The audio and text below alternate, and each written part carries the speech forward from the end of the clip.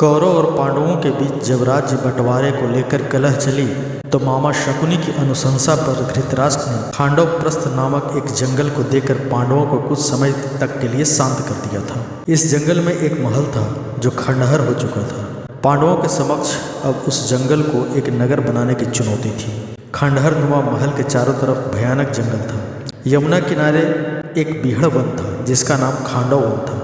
पहले इस जंगल में एक नगर हुआ करता था, फिर वह नगर नष्ट हो गया और उसके खंडहर ही बचे थे। खंडहरों के आसपास वहाँ जंगल निर्मित हो गया था। यहाँ इंद्रप्रस्थ नगर बसाने के लिए इस जंगल में अर्जुन और श्री कृष्ण ने आग लगा दी। खांडव वन में अग्नि धधकने लगी। ऊंची ऊंची लपटें आकाश तक पहुँच गई। खांडव वन को अग्नि 15 दिन तक जलाती रही। इस अग्निकांड में केवल 6 प्राणी ही बच पाए, अश्वसेन सर्प, मय दानव और 4 सारंग पक्षी। आइए जानते हैं कि अश्वसेन सर्प कौन था। अश्वसेन तक्षक नाग का पुत्र था। खांडव वन जल रहा था तब उसकी माता ने उसे अपने मुंह में निगल लिया और वहां से आकाश मार्ग से भागने लगी। अर्जुन ने उसे भागते देखा तो उसके फन पर वाण मार दिया।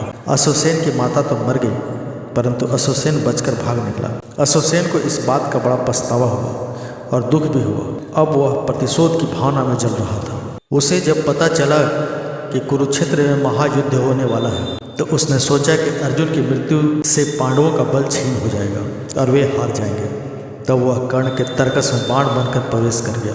उसकी योजना यह भी थी कि जब उसे धनुष पर चढ़ाकर अर्जुन पर छोड़ा जाएगा तो वह डसकर अर्जुन के प्राण ले लेगा। कर्ण को इस बात का अंदाजा भी नहीं था परंतु श्री कृष्ण ने अपनी दूरदृष्टि से यह देख लिया था। अतः जैसे ही कर्ण ने वह बाण छोड़ा, श्री कृष्ण ने रथ के घोड़ों को जमीन पर बैठा दिया।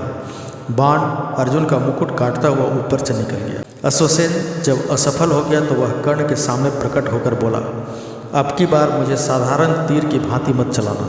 कर्ण ने उसे आश्चर्य से देखा और पूछा, तुम कौन हो और यहाँ कहाँ से आ गए?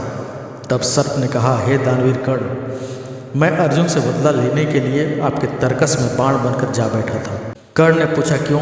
इस पर सर्प ने कहा, राजन, एक बार अर्जुन ने खांडव वन में आग लगा दी थी। उस आग में मेरी माता जलकर मर गई थी। तभी से मेरे मन में अर्जुन के प्रति विद्रोह है। मैं उससे प्रतिशोध लेने का अवसर देख रहा था। वह अवसर आज मुझे मिला है। कुछ रुककर अश्वसेन सर्प फिर बोला, आप मुझे तीर के स्थान पर चला दें। मैं सीधा अर्जुन को जाकर डस लूँगा और कुछ ही क्षणों में उसके प्राण पखेरु उड़ जाएंगे। सर्प की बात सुनकर कर्ण सहजता से बोले, हे सर्पराज, आप गलत कार्य कर रहे हैं। जब अर्जुन ने खांडव वन में आग लगाई होगी तो उनका उद्देश्य तुम्हारी माता को जलाना कभी न रहा होगा। ऐसे में मैं अर्जुन को दोषी नहीं मानता।